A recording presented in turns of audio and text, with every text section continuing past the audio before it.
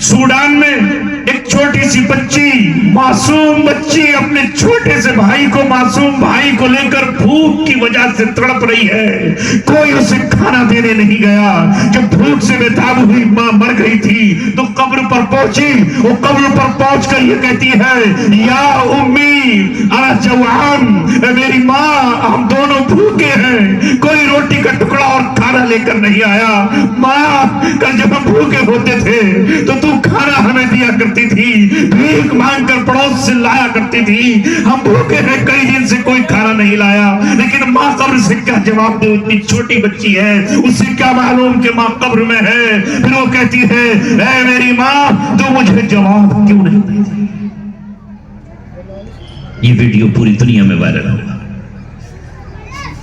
اللہ نے اس کو اس لیے واضح کیا کہ کل قیامت میں اللہ کہہ سکے کہ اے عربو، اے بادشاہو، اے امیرو، اے تاجرو، شرابیں پیتے رہے، جوا کھیلتے رہے، عمارتیں بناتے رہے، اس بچی کو کیا جواب دیں؟ ہمارے پہاڑوں میں پیٹرول تھا، خزانہ تھا، سونا تھا، شادی تھا، ہمارے حکمرانوں کے پاس ناچنے گانے والیوں پر لٹانے کے لیے پیسہ تھا۔ آج تو ان کے عیب دنیا کے کھل کر کے یوٹیوب پر سامنے آ گئے۔ عرب بیٹھے ہیں، عرب لباس پہنے ہوئے، عربی قبا اور جبہ پہنے ہوئے، رومال ڈالے ہوئے بیٹھے ہیں اور سامنے ڈانسر ناچ رہی ہے، پوری دنیا کو بتا رہے ہیں ہم عربوں کی وہ تہذیب جو اللہ نے قرآن کے ذریعے دیے تھی، جس میں ناچ اور گانے کو اور بے حیائی کو حرام قرار دیا گیا تھا، ہم اسے زندہ کر رہے ہیں۔ آپ نے پچھلے سال دیکھا ہوگا جب فلسطین میں ہاہاکار تھا، چاروں طرف آنسو تھے، بکھری ہوئی لاشیں تھی، تڑپتے ہوئے بدن تھے، فریادیں کرتی ہوئی مائیں تھی، کیچڑ پیتے ہوئے بچے تھے، ریت کھاتی ہوئی زبانیں تھی۔ اس وقت امریکہ کی ایک ڈانسر جینیفر لوپیز کو سعودی عرب میں بلایا گیا، جس نے پوری دنیا کو بے حیائی کی دعوت دی۔ اس پر ریال، ڈالر، نوٹ برسائے گئے اور یہ بتایا گیا کہ ہم اس تہذیب کو جو محمد رسول اللہ لے کر آئے تھے اسے مٹا کر۔ ایسے میں اللہ تبارک و تعالیٰ اے جلال آباد، تھانہ بھون اور دیوبند اور قریب میں نانوتا، اس سرزمین کے قریب بسنے والوں، تمہارا انتخاب اللہ تبارک و تعالیٰ نے اس وقت کیا تھا کہ جب شاملی اور پانی پت کے میدان میں انگریز تمہیں مٹانا چاہتا تھا، انگریز تمہارے گلوں میں صلیب ڈالنا چاہتا تھا، تمہاری پیشانیوں کو وہ کراس کے نشان سے رنگ دینا چاہتا تھا، تمہیں عیسائیت کے رنگ میں ڈبو کر تم سے قرآن چھیننا چاہتا تھا، تم سے حدیث لے لینا چاہتا تھا، تمہیں اپنے جیسا بنانا چاہتا تھا۔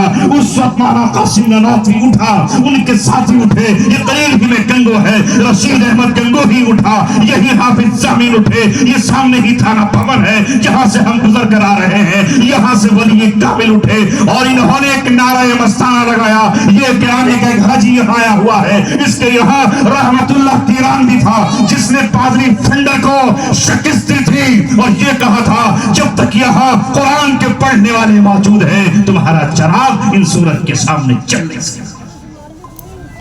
تم انہی کے بیٹے ہو، تم انہی کی اولادیں ہو، تم انہی کا خون ہو، تمہارا سلسلہ نسب انہی سے ہے۔ مولانا قاسم نانوتوی نے 1857 کی جنگ کی ہار جانے کے بعد، بہادر شاہ ظفر کی گرفتاری کے بعد، اس کے بیٹوں کے قتل عام کے بعد، اس کے پوتوں کے سر طباق میں سجائے دینے کے بعد، اس نے تو رنگون میں شعر پڑھنا شروع کیے تھے، مگر قاسم نانوتوی علیہ الرحمہ نے کہا تھا وہ وراثت جو محمد رسول اللہ سے دار ارقم میں چھپ کر کے پڑھائی گئی، سکھائی گئی، پھر وہی وراثت خانہ کعبہ میں دہرائی گئی، وہی وراثت صحابہ کرام اپنے سینوں میں لے کر مدینہ منورہ پہنچے اور صفا کے چبوترے پر وہ پڑھائی جاتی رہی، جو ابو ہریرہ سے ہم تک پہنچی ہے، جو حضرت عائشہ سے ہم تک پہنچی ہے، جو امام بخاری کے ذریعے ہم تک آئی ہے، جو امام مسلم کے ذریعے ہم تک پہنچی ہے، جو شاہ ولی اللہ کے ذریعے ہم تک پہنچی ہے، وہ ایمان جو شاہ مجدد الفسانی رحمت اللہ علیہ کے ذریعے جس کی حفاظت کی گئی ہے، اسے میں دارالعلوم کی بنیادوں میں رکھ رہا ہوں۔ آنا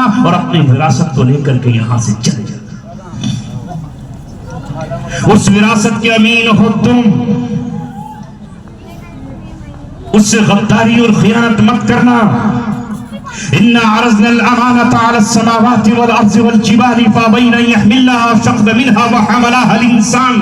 اللہ تعالیٰ نے کہا کہ یہ قرآن اور یہ دین اسلام کی امانت ہم نے پہاڑوں کو دینا چاہی، انہوں نے منع کر دیا.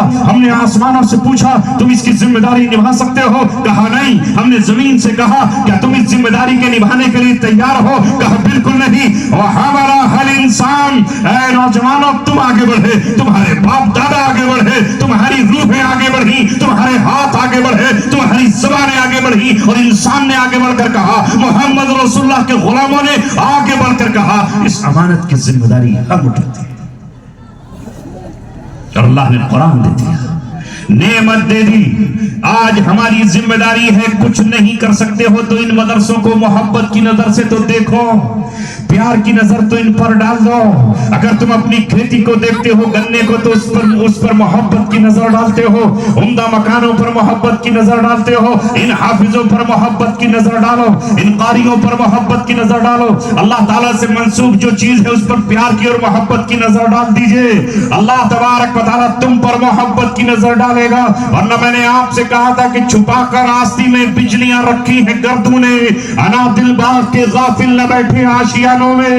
کہیں ایسا نہ ہو جس طرح دنیا کے دوسرے خطوں میں ہو رہا ہے کہ بعض بچے روٹی اور کھانے کے لیے ترس و تڑپ رہے ہیں. آخری بات کہہ کے رخصت ہو رہا ہوں. مجھے آپ کے ضمیروں کو جھنجھوڑنا تھا، ہلانا تھا. اے ماؤ، تم تک اگر آواز پہنچ رہی ہے تو سود مت لینا، سودی لین دین مت کرنا، بھوک سے مر جانا اور قیامت میں کہہ دینا میرے پاس کھانے کو نہیں تھا، میرے پاس پہننے کو نہیں تھا، شوہر کماتا نہیں تھا، شراب پیتا تھا. اس امت کے تاجروں نے میری مدد نہیں کی مگر سود میں نے نہیں لیا، اس لیے موت کے منہ میں آ کر اللہ میں تجھ سے جا ملی ہوں. اس دن یہ سب قیامت میں رسول اللہ کے سامنے کھڑے ہوں گے اور اللہ ان کے رسول ان کے خلاف دعوت دائر کرے. نہیں کرو سودی لین دین، پیدل چلنا پڑے تو چلو، مت کوشش کرو ہوائی جہازوں میں چلنے کی. تمہارا نبی زمین پر سویا ہے، عمر ابن خطاب نے اپنے ہاتھ کا تکیہ لگایا ہے اور 13 اور 17 پیون کا کپڑا پہنا ہے. پیون لگا لو. دنیا کی ہر قوم اپنے مذہب کی حفاظت کے لیے آگے کھڑی ہے اور اپنی سنسکرتی اور اپنی تہذیب کو اپنے سینے سے لگائے ہوئے ہے. اس کی جیسی بھی تہذیب ہے وہ اسے دوبارہ زندہ کر رہی ہے. تمہاری تہذیب اسلامی ہے، تمہارا کلچر اسلامی ہے، تمہارا نام مسلمان ہے اور تم دنیا کی ہدایت اور رہنمائی کے لیے بھیجے گئے ہو. تمہارے عمل سے ٹپکتا ہو. اگر تمہارے سماج میں کوئی غریب ہے، ایک روٹی بچا کر اس کے گھر پہنچا دو. اگر کوئی یتیم ہے، اسے عید کے دن اپنے بچوں کے کپڑے لاؤ تو ایک جوڑ اس کا بھی کپڑا لے کر آؤ. ہمارے بزرگوں نے مدرسوں کا نظام پہلے یہ بنایا تھا کہ ایک چٹکی ماں روز کھانا بنا کر کے ایک ہنڈیا میں رکھ دے اور ان بچوں کا کھانا یہاں بن جائے. مگر جب سے ہمارے لیے باہر کے دروازے کھلے ہیں، افریقہ اور امریکہ کے دروازے کھلے ہیں، ماں کا وہ مقدس چٹکی ہمارے ہاتھ سے چلی گئی. وہ پاکیزہ کھانا جو گھروں سے ماں بنا کر بھیجتی تھی چلی گئی. آنے والا وقت ہے کہ باہر سے کچھ نہیں اب آئے گا، یہی آپ کو کرنا ہے. اے میرے دوستو اور عزیزوں، اپنا جائزہ. میرے بھائی، بڑے پیار محبت سے کہتا ہوں کہ یہ چین جو آپ نے گلے میں اور ہاتھ میں پہنی ہے، مردوں کے لیے چاندی اور سونا پہننا حرام ہے. اس کا اظہار مت کرو. بہن کو دے دو، ماں کو دے دو، گفٹ میں بیوی کو دے دو، میں مدرسے میں وہ پہنے. جو چیز ہمارے لیے ناجائز وہ ناجائز. 1400 برس پہلے جو چیز جائز تھی وہ آج بھی جائز. نوٹوں کے ہار پہننا حرام. کیوں پہن رہے ہو؟ گڈی رکھ کے جیب میں نوٹوں کی، تب بھی تو اتنی گرم ہوگی وہ جتنے یہاں پر نوٹ گرم ہوں گے. مگر ہمیں ہو کیا گیا ہے کہ ہم آج ان حالات میں ہیں. آخری بات کہنے جا رہا تھا، وقت بہت کم ہے اور مجھے سفر بھی کرنا ہے. سنو، ابھی ایک ویڈیو آئی سوڈان نیوز 18 پر بھی چلی انڈیا میں، میرے پاس اسی سے آئی. اللہ ابھی اللہ تبارک و تعالیٰ نے ہم سے نظریں نہیں پھیری ہیں. وہ چاہتا ہے کہ اگر جزیرۃ العرب میں قرآن کے حافظ تیار نہیں ہو رہے تو انڈیا میں ہو، بھارت میں ہو. ابھی قرآن پڑھا جا رہا ہے، پڑھایا جا رہا ہے.